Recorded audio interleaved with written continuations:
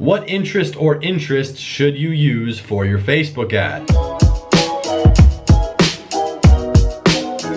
Yo, what is going on everyone? Hayden here coming back at you with a brand new video. And in this one, we're gonna be actually diving inside of my computer and I'm gonna show you how I actually go through, research different interests for a Facebook ad. And by the way, this could be for more than just drop shipping, all right? These are principles that apply to if you have a social media marketing client or you're trying to actually run a Facebook ad for literally anything. If you don't already have pixel data, this is for a cold audience when you wanna pick an interest, test it to see if it works. I'm gonna explain a little bit before and after about how to do that. And then the main centerpiece of this is gonna be the actual research itself. So first of all, there's two different ways you can kind of set up and structure the actual ad targeting itself. So once you know, okay, I'm gonna target cat lovers or Walmart or Best Buy, whatever it is for you. There's two different ways you can actually set that up when you're creating the campaign itself. You can do one, what's called flex targeting. That essentially means you only have one interest. Now you could do a narrow on top of this or you could exclude,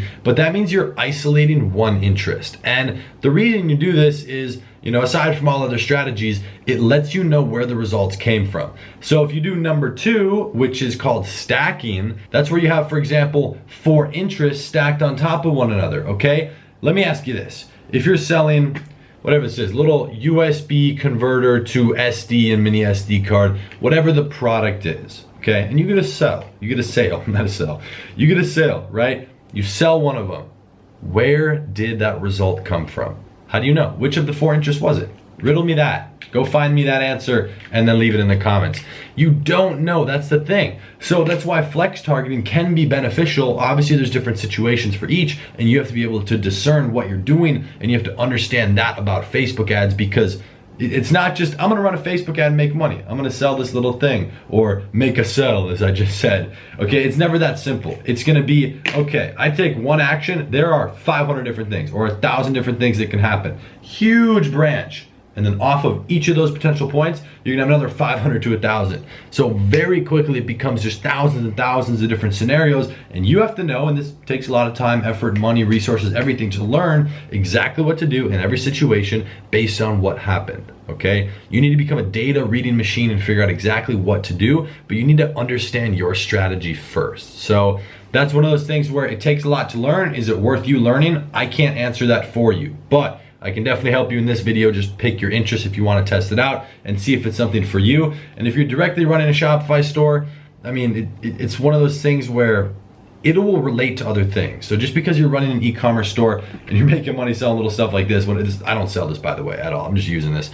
But if you have a store and you're trying to learn Facebook ads to make money, if you master that skill and manage to make money, you can now take that elsewhere. There's other skills beyond just Shopify or just e-commerce in general. You can take those skills to other things. So that's why it's really valuable, but it all starts with picking the right audience. Right? Who's gonna see your ad? Who's gonna see, you know, what you're selling? Who's gonna see the headphones you're trying to promote? Who is gonna actually be seeing that ad? Because if you put a beautiful product, a winning product with an amazing ad and everything set up correctly, but you don't put it in front of the right people, guess what? You're not gonna make crap for sales. So with that being said, let's jump inside of my computer.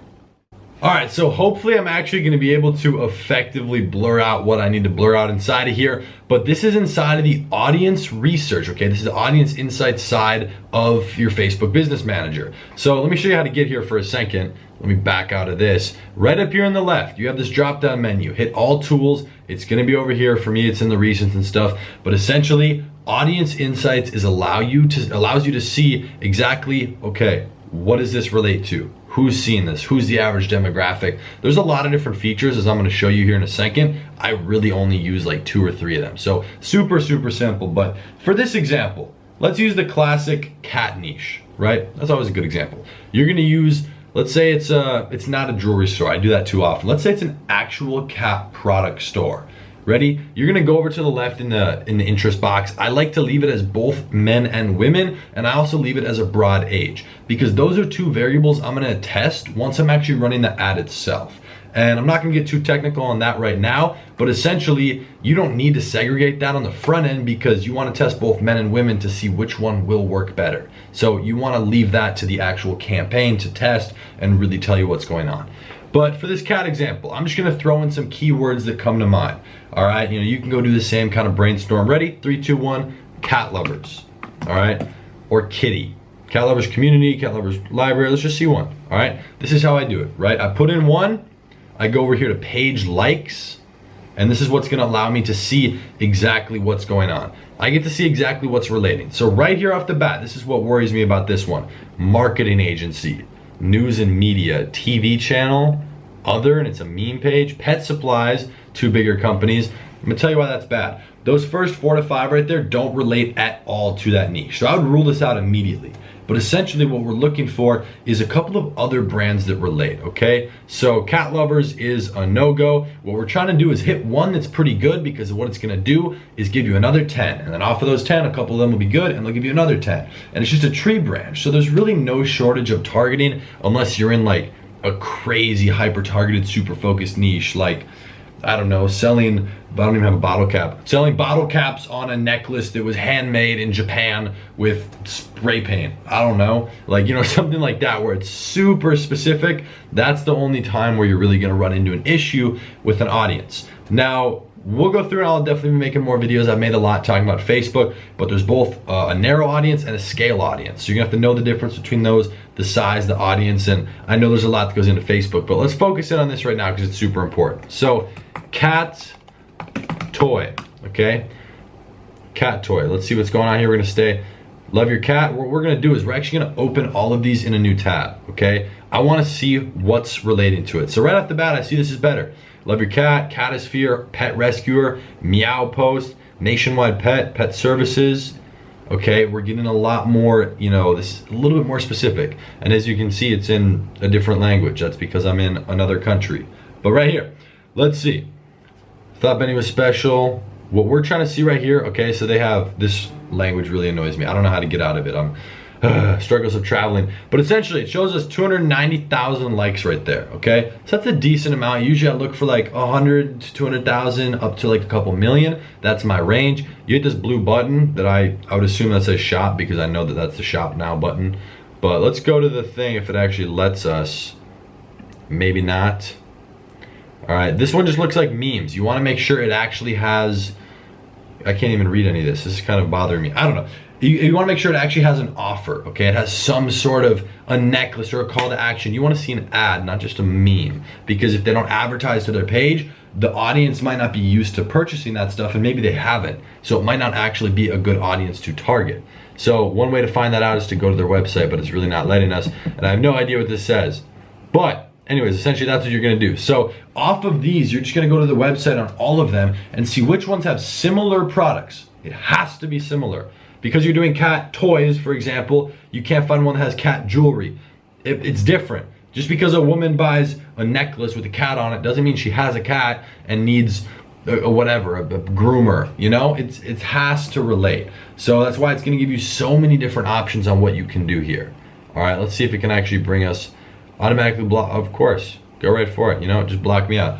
Anyways, we're gonna go back to the audience insights. I'm gonna show you a few things here too. There's something you can look at. The affinity score is something that a lot of people don't actually look at right here, okay? As you can see here, these are other pages. And what you're gonna find is a lot of these are actually e-commerce pages. Most people don't know that. So you're looking for the top couple ones, and what you're gonna do there is, first of all, look them up to make sure they're relevant, you know, similar products and whatnot. And if they are, you don't just do that and then go target that. For example, let's say Lucas and Cats was the right one. I'm gonna go back, I'm gonna delete this off, and I'm gonna type in Lucas and Cats. Was it Lucas with a K? I really don't remember. No, Lucas and Cats. Let's see what we can come up with, okay? That's gonna then give you even more on top of it if it was a good interest, and it might not even be an interest. Look, let's see there.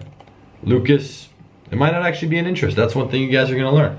You love your cat, let's test that one out, okay? You're just gonna pretty much throw it into this cycle. You're gonna re-loop it through here and see exactly what other things you can find, what other brands. It's gonna give you a lot of options. You love your cat. It's also not one, that's a bummer. Catisphere. Oh, we gotta back out of all this. Catisphere. Catisphere. I guess they're not.